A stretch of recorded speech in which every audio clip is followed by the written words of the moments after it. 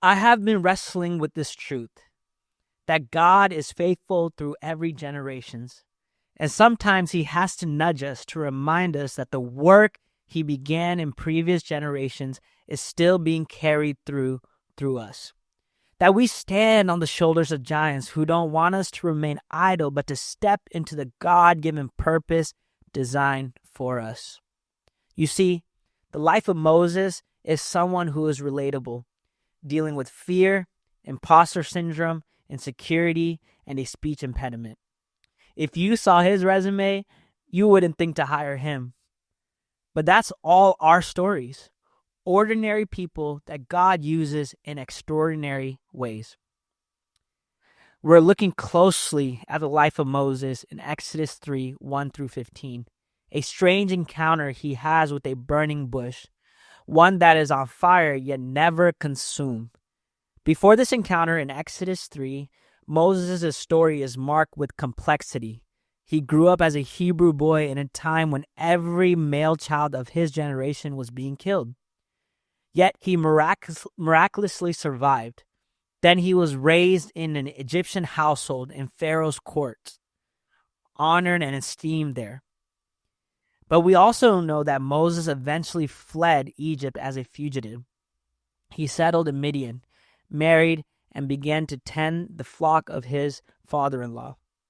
His entire life shifted from privilege in a palace to obscurity in the wilderness. And from what Scripture reveals, we can imagine that he lived with deep questions about his identity, his heritage, his background, and his genealogy. He grew up cross-culturally, caught between worlds, never fully knowing where he belonged.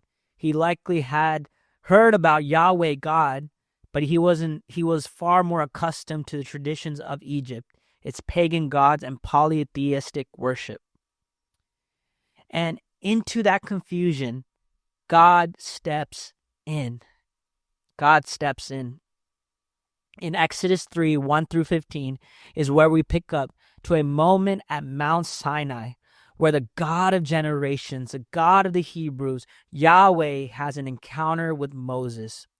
This encounter is significant because this is likely the first direct experience Moses is ever having with the God of his ancestors.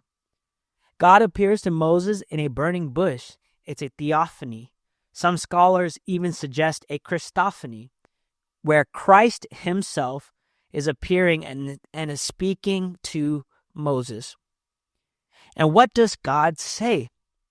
He identifies himself with this declaration in verse 6. He says these words, "I am the God of Abraham, Isaac, and Jacob." This moment for Moses becomes foundational for him. Everything that he heard about the God of his ancestors suddenly becomes real. The stories of the patriarchs move from ancient fables to living, present realities. The God that he only knew through history is no longer hidden. He is now revealing himself directly to Moses. And then all of a sudden, the fear of the Lord overwhelms Moses. We see here that we notice in verse 11, Moses is still unsure about his identity. He asks, "Who am I that I should go to Pharaoh and bring the Israelites out of Egypt?"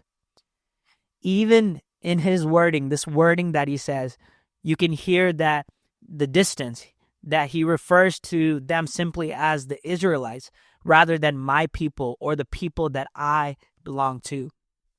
Again, in verse 13, Moses said to God, "Suppose that I go to the Israelites and say to them that the God of your fathers has sent me to you, and they ask me, 'What is his name?'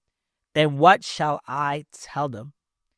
This is so interesting. You should notice in this moment that Moses refers to God as a God of their fathers and doesn't identify him as a God of his fathers.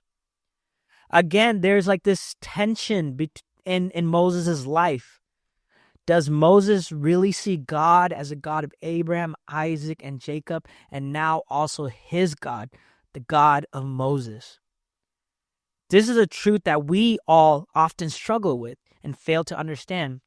When we have radical encounters with God, he reveals himself as the same God who is with us and who has faithfully been with our forefathers, and that the same legacy of faithfulness is now being imparted into our lives. It takes a moment of recognition that will fully prompt us to step into our God-given calling. And I believe that God was intentional in how he instructs Moses to address the people. Moses knows that they may not believe him. They might say things like, "Weren't you the Egyptian who oppressed us, who tried to rule over us?" And then all of a sudden, God steps in and instructs Moses in his insecurity and says, "Moses, that is enough. I am who I am. I am the one who is sending you. Go and gather all the elders, the leaders, and if the children of Israel ask you, you tell them that the Lord, the God of your fathers, has sent me, Moses, to you. This is my name forever, and this is how I am to be remembered throughout all generations." We have to simply pause and take a moment and understand Israel's history. The Israelites had been in Egypt for roughly 400 years. That means 10 or more generations would have passed from Joseph to Moses. By now, the stories of the patriarchs were evident, but the power behind these stories have maybe felt distant, watered down by centuries of exile, oppression, and silence. Many of them had personally witnessed the God of their fathers move with power, but they have not probably seen it in recent times. So God sends Moses with confidence and a specific message. I am the same God who gave Abraham the promise of nations. I am the same God who revealed that promise through Isaac. And I am the same God who wrestled with Jacob and changed his name and called him Israel. And with that same covenant of faithfulness, God says, I will rescue you, God's people. In our own lives, we often walk through seasons much like Moses. Times when God feels distant, when everything seems uncertain, and we start to question our identity, our calling, and our purpose. There are moments marked with radical encounters with God, yet those very encounters now feel unfamiliar or hard to recognize. So God often reminds us of who he is through the stories of our past and through the lives of those around us. Through loved ones who say, remember how God came through for us in that season? How his power was evident through our parents, our grandparents, and even now in our children. And that is the same God that is still at work in our lives today.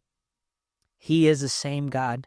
He is the same God of yesterday, today, and forever.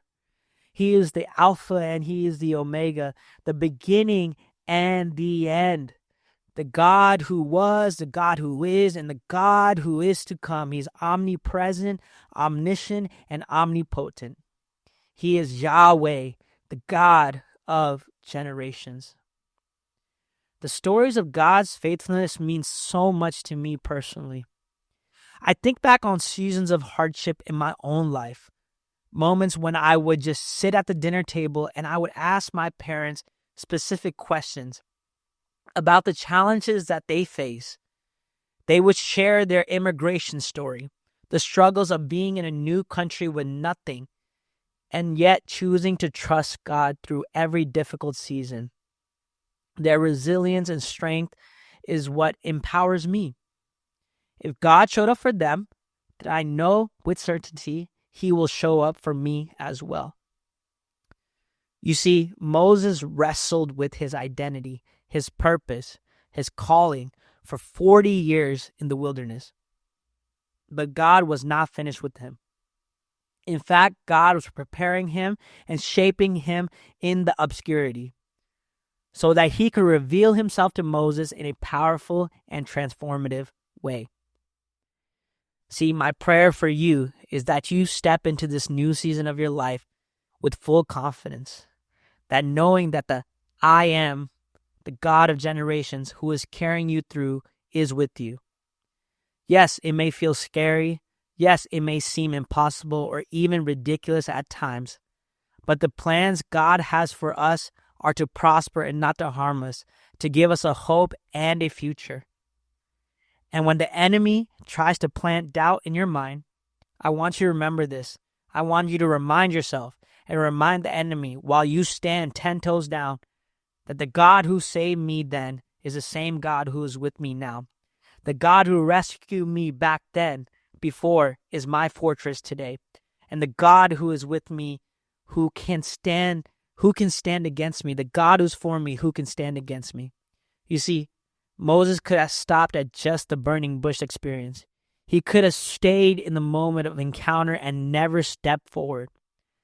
But he chose to trust and obey God, the voice of I am. And the obedience opened the door to God-given purpose in his life. What we know now as Moses leading the Israelites out of Egypt. The story was not finished in that moment. What if God is preparing you to do something like that in your own life? What if this is a season that he has and is reminding you of your promise? He spoke to you years ago. Maybe God is gently knocking on your heart, calling you back into action. And in that moment of recognition, you'll realize God is not finished with me yet. You see, recently, our family walked through one of the most difficult moments of our life. Last week, on November 22nd, we learned that my father-in-law, Stanley Joseph, went to be with the Lord. His passing was sudden for us, but he went peacefully in his sleep, and now he's resting with God. At his funeral, I had a moment to share about his life. I spoke about how deeply he knew the scriptures. He remembered details we often overlook, things like age of people, genealogies, dates, and even names. We would have Bible conversations that pushed me to study the word even more. And I said something in my speech that goes like this, that our Father's faithfulness to God is the inheritance he has passed down to his children. You see, that's why this story from Moses hits me so personally.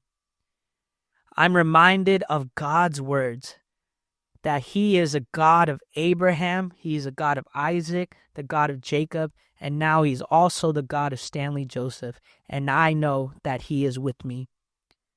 One day, I want to pass these stories to my children, so that when they hear them, they will know that God was with our generations, that he was a God of their grandparents, that he is a God of their parents, and he is the same faithful God who walks with them now.